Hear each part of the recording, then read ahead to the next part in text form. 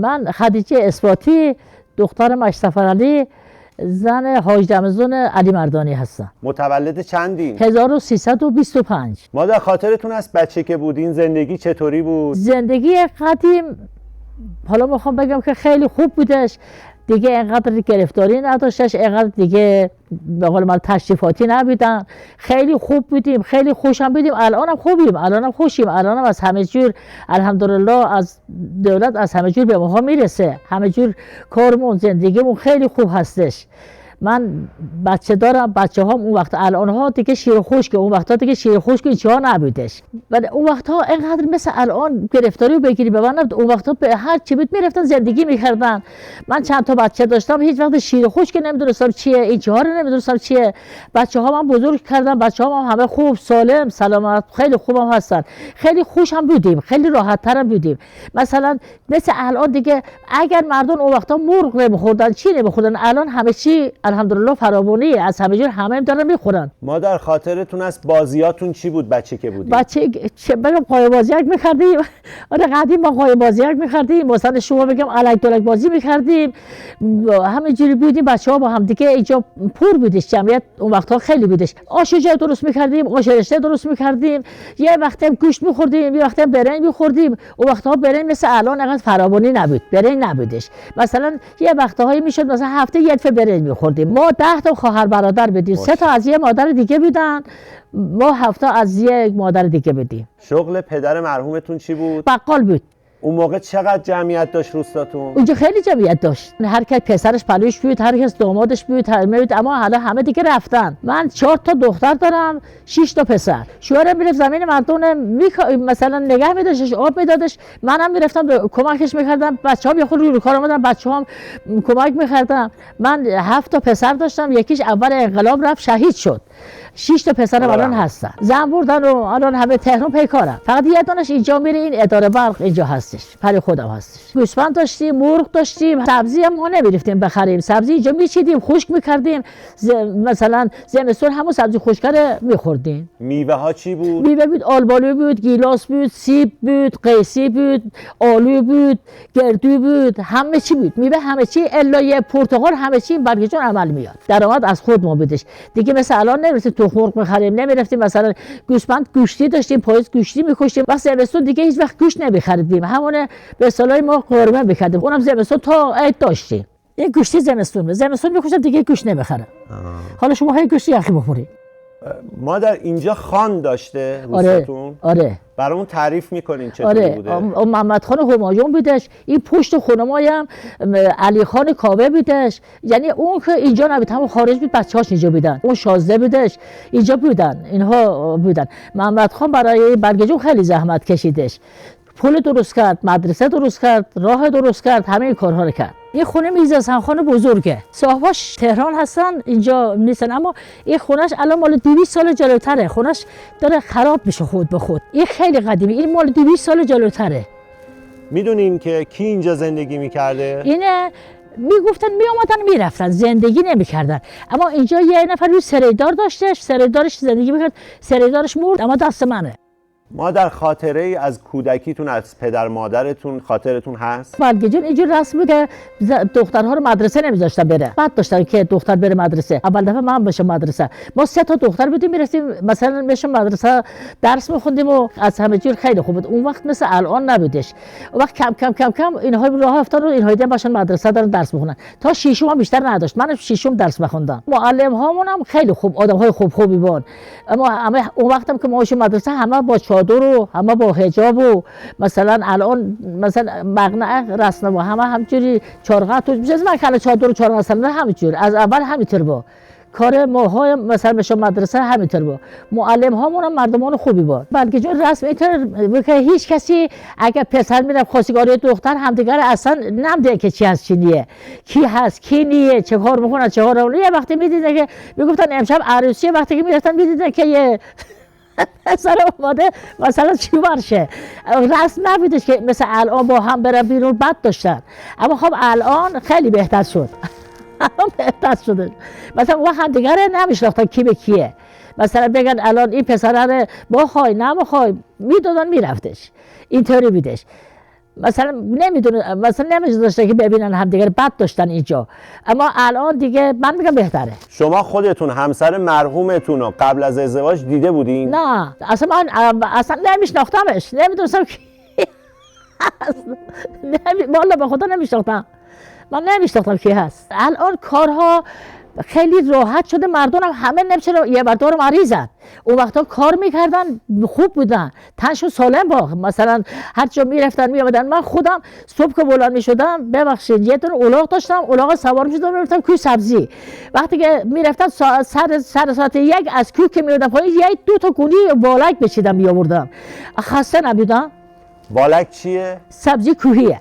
تبله سبزی کوهیه، مالارزک سبزی کوهیه، پسوزک سبزی کوهیه. مثلا من شم کوه میشه، من گفتم میردم اینجا، مثلا میامدم ساعت 1 و 2 بعد از ظهر. خاصه چیه؟ الان این جوان‌ها دیگه جون ندارن، مثل الان نبود. مثلا شوهره میخواد امروز گندم بکوبه، خب منم میرفتم کمکش، مثلا گندم قلبیر میکردیم، کار مثلا میزدیم تو برای گابون میآوردیم، خیلی خوبه. اما الان همون کارم که نمیکنم خود به خود فرسوده شدم. دخترم دیگه الان جون حال نداره، عروسا هیچ کدوم شد. مثلا بازم بهتر از اینها وایسادم، اینها جون حال من ندارن دیگه. مادر شما گوسفنداتون رو برای چرا کجا میفرستین؟ برای چرا میره اندار، میره میان رو، میره کنار رو، میره جای سبز و خوب علف داره اونجا میره. مادر سختی کار نگه داشتن دام چیه؟ سختی فقط گابره، یه مرد میخواد دستش تمیز کنه، اما گوسفند کار نداره. راحته؟ آره گوسفند کاری نداره که فقط این تابستون که میره چرا و زمستون که میاد اینجا. مثلا الان پسرم نیست، بیاد بیرون میکنه میبره میچرونه. قدیم جارو برقی کجا بود؟ اینجا نبود. الان نمیدونم چرا اینقدر همه چی راحتی شده. تشت میذاشتیم رخ میشدم، الان با ماشین رخ شدی رخ میشدن. همین چوها به تن آدم من میگم بهتر بودش. من 2 روز 3 روز یه دفعه نون میبستم.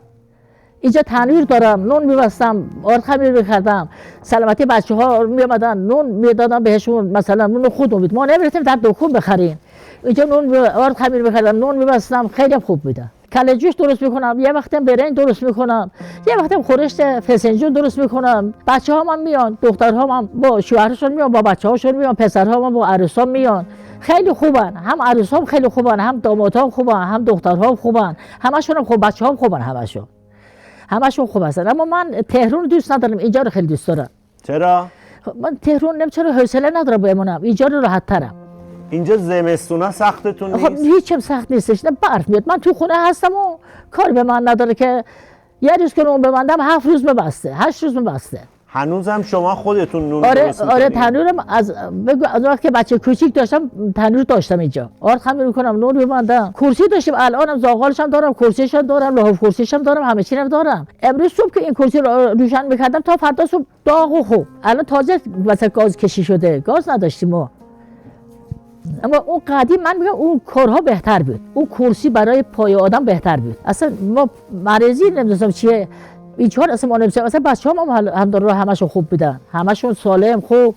میرفتیم کوه، میرفتیم صحرا، آلوشه میچیدیم، لواشک درست میکردیم، آلبالو داشتیم، میرفتیم میچیدیم. اینجا ماشین بار میبردش تهران، بیشتر 10 تا ماشین بار میبردش تهران. ما میرفتیم میچیدیم و اینجا یه نفر بودش، 2 نفر 3 4 نفر بودن، بار میبردن تهران. بلگجون‌ها مردمان خوبی هستن، مردمان مهمون دوستن، مردمان نوبدهیان. بلگجون‌ها خیلی مردمان خوبی هستن.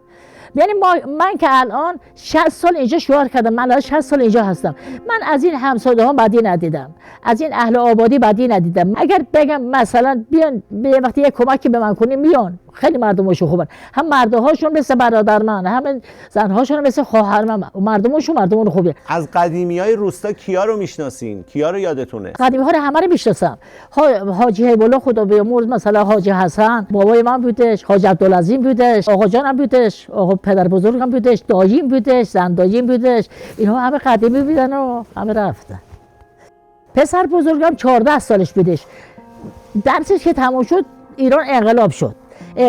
من خودم بگم، من هی میگفتم نمیخواد بری. باباش که جلوی میافتاد میرفت یا پشت سرش میرفتش. شب میرفتن تو دکه میخوابیدن. حالا دکر من نمیدونم چی هستی چی نیست.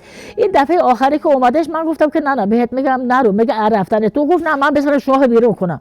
گفتم میگه شاه تو یه ذره بچه فرار میکنه باش. به این عبدالرضا هم خواهرزادم گفتم دیگه تو هم نمیخوای بری. گفت خاله تو اگه 100 سال عمر کنی نمیخوای بمیری. خب من الان که بمیرم بهتره، کار بهتره. پسر من اومدش اینجا گفتم نه تو الان 14 سالته. گفت نه اما کوچیک‌ترهایم اونجا پر هستن، تو الان میگی که تو نرو. من چرا نرم؟ من باید که من برم. یه دفعه رفت و برگشتش اومد گفتم که نه دیگه بهش گفتم نه دیگه نمیشه تهران بی پل خدا باش قربون یالم نمیخوام باشی. بگم نه گفتم که من هیچ که نمیتونه بکشه. من اگر کشتن مدیونی. اگر هر کی اومد اینجا گفتش که چرا که بچه چه کاره بود چی بود کجا رفت، یه وقتی نگی، یه وقت نری تقاضای شهید کنی من جزء شهید کنی، من خودم دارم میرم. هیچ وقتی امام خمینی به من نگفتش که بیا اونجا برو تظاهرات، من خودم دارم میرم. یه وقتی هیچی این کار نکن. اگه بگی من زیر خاک از دستتون ناراحتم. این سفر که رفتش شهید شد دیگه. این همه بودن یکم بچه من. ما دیدیم 2 نفر 3 نفر مثل شما اومدن اینجا از طرف خونه شهدا گفتن مادر ما آمدیم شما رو جزو خونه شهدا حساب کنیم. من به اونها گفتم والا پسر من مدیون کرده، گفته که هیچ کسی به من نگفته که تو بیا، من خودم رفتم. من هیچ نمیخوام، هیچ ما جزو خانواده شهدا نیستیم و بچه‌م رفت محض رضای خدا شهیدم شد محض رضای خدا. اون بنده خدایم گفته که باشه. گفت ما مادر شما رو جزو خانواده شهدا کنیم. گفتم نه نمیخواد. شهدا رفتن که ما علاج راحتی. مادر از غذاهای قدیم یا خوراکی قدیم، غذای قدیم اصلا روغن نباتی نبودش، روغن دنبه بودش. دنبه ما میخوردیم، روغن دنبه رو میگرفتیم میآوردیم داغ میکردیم و وقت اون جزده‌ش هم بچه‌ها جزدک میدونی شما چیه؟ جزده‌ش هم بچه‌ها میرفتن لای نون میبردن میخوردن. یه روز من صبح بلند شدم اینجا نون بستم 4 تا نون انداختم توی روغن و یه بادی هم جزدک گرفتم و گفتم بچه‌ها صبح خوابن. ببخشید یه اولاغ داشتم سوار شدم و رفتم کوه سبزی. تا رفتم سر کوه رفتم سبزی دیدم اصلا 3 تا نونش من خوردم یه نفر آدم تا اونجا رفتم. من اصلا این غذاهای جدید هیچ چیزی نمیخورم.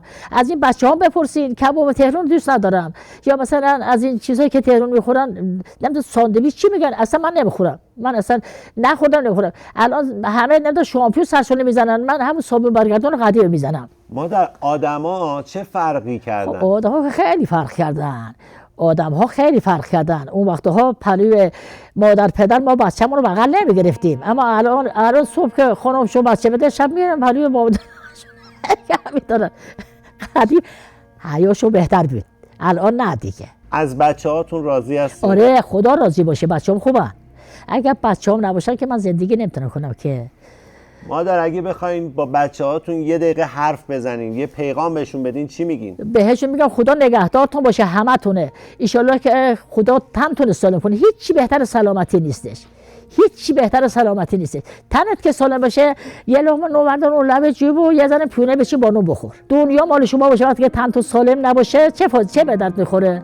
تن تو که سالم باشه اینا همه خوبه. مادر اگه بخواین به مردم ایران آره یه چیزی بگین چی میگین؟ من یه خورده دست از تشریفاتشون بردارن. آره اینقدر تشریفات نکنن، اینا اسرافه، اینا یه چیزی بیخودیه. وقتی میگن که گرونی چیه، خب این کارا رو نکنین. من که یه نفرم این زارانه چقدر من ندارم چقدر میره توی کاربرگ من بالا من بس من هست. اما خب بچه‌هام هم کمکم میکنن. چرا دروغ بگم؟ بچه‌هام مثلا پول آب من نمیدم، پول برق من نمیدم، پول گاز نمیدم، اینها رو بچه‌هام میدن. مادر 3 تا کلمه میگم، اولین چیزی که به ذهنتون میرسه رو بگین. باشه چشم. برگی جون. برگی جون خوبه، خیلی جای خوبیه.